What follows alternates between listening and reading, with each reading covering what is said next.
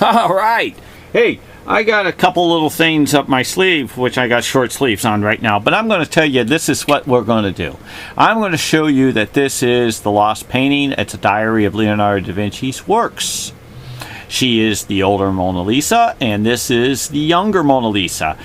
That is, cannot be undisputed in any way. Stack a deck of cards, and there's going to be 52 of them in there, and that's what it's going to add up to. Okay.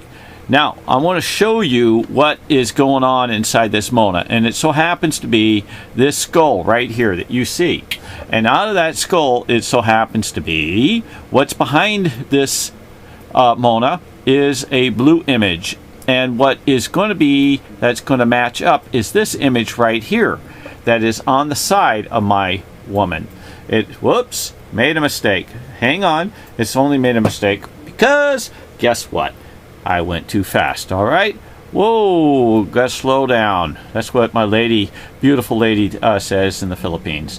This particular image is going to come out to be, okay, it's going to come out to be here. And this image right here, believe it or not, actually comes out to be this image right here. So when you overlay this image over the top, you can see the portion of it. See how it's missing part of it because of the page? Excuse me, Leo, his painting. How it goes off. Okay. Now, throughout the years, whatever it may have been, it could have been shortened. It could have been the way he made it happen to let you know that he only wanted to put a portion in it. But there's other portions of this particular skull throughout. And I could show you in a second. But this particular area is what we're going to be showing you. If you see these lines, if you move them up and down in a particular, I have a better YouTube coming, they fit within these other stars. And you can see how her face is here. She actually fit over here. So when I go to shift this,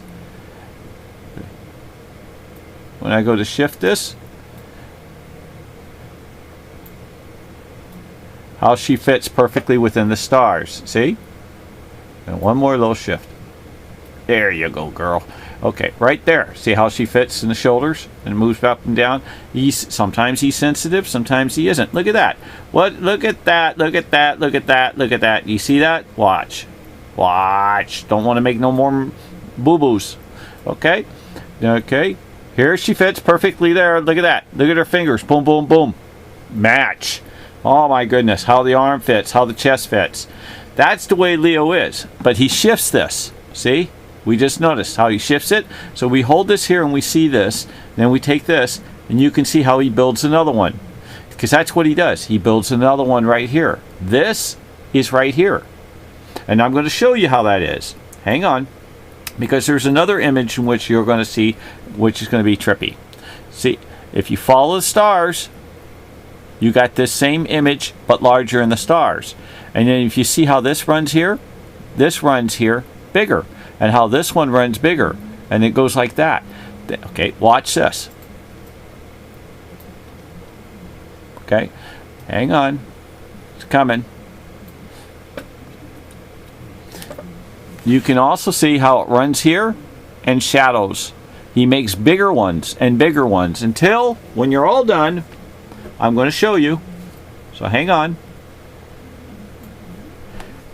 It's going to come out all in here, this little skull. Now watch. And the way you would know that, this is how well he hides it. You don't even have to go to it, but we will. When you reduce this down, and you take a look at the skull, you can see how the skull would go here, come on down, and go around, and cut around her, and go back up. Now, the way you would know that is by doing this.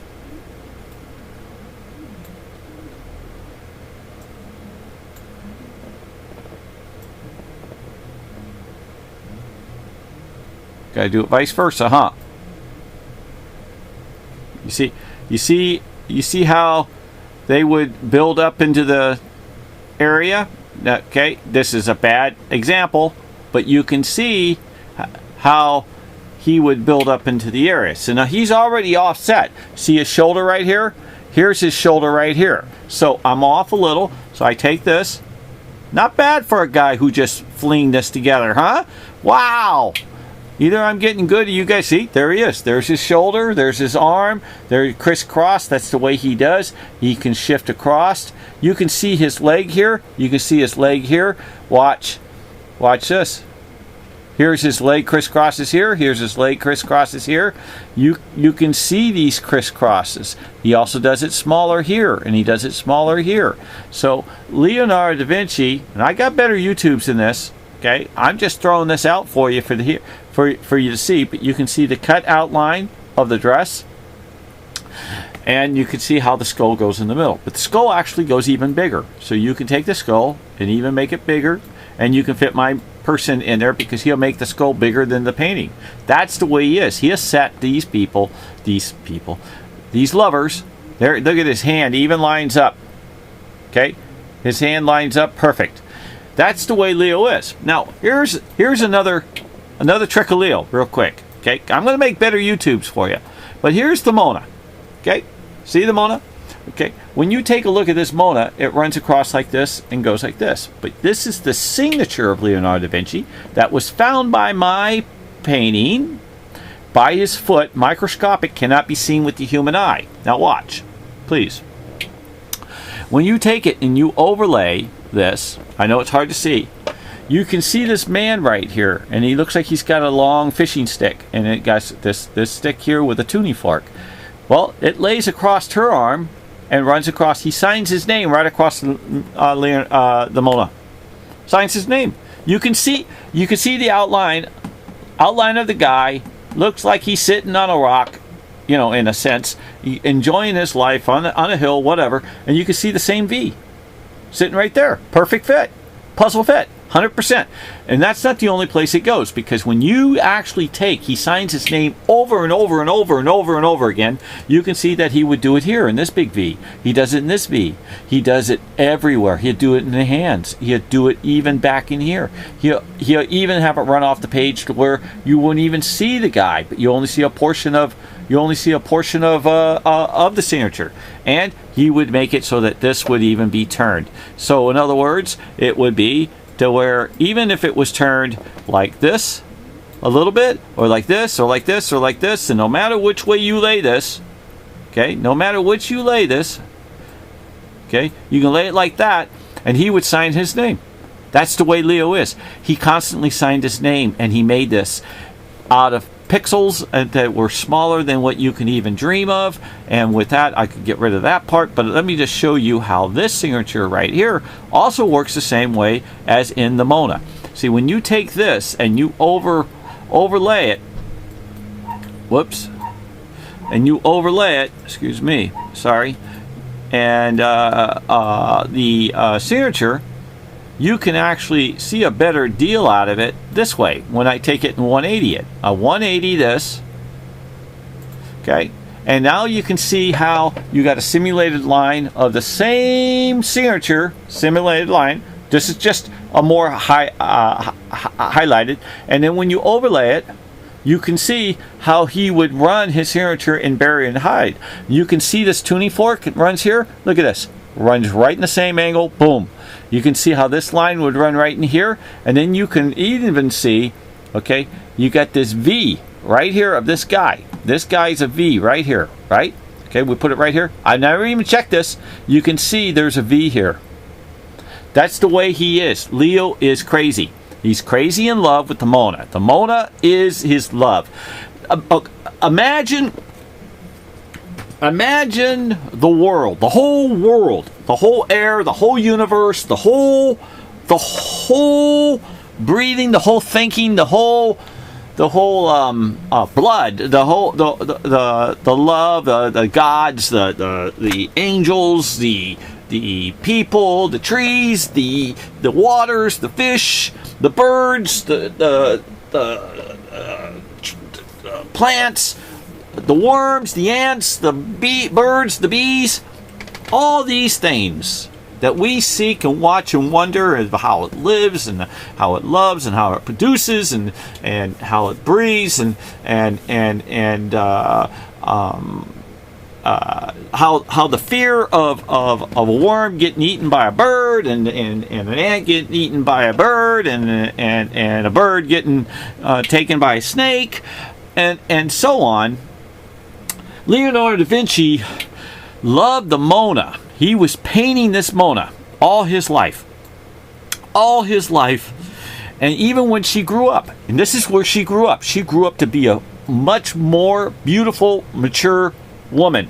And he believed he was so pure. He believed that she was so pure. He believed that she was every bit of what I was describing to you. Every bit of every single thing. She breathed the earth. She breathed the heavens. She breathed the air. She breathed the water. She was the worms. She was the ants. She was the flowers. She was the stars. She was the words. She was the paint. She was every single thing that he could not stop painting her. Period. You can't stop love. No matter if you wanted to. You can't stop it. People do the strangest things for love.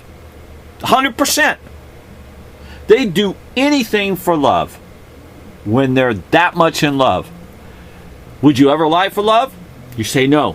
But when it came right down to it, you would. Would you jump in front of a bullet for love? You would. Would you jump out in front to save your kid from a car or a bicycle or whatever it may be, or from falling down, grabbing them?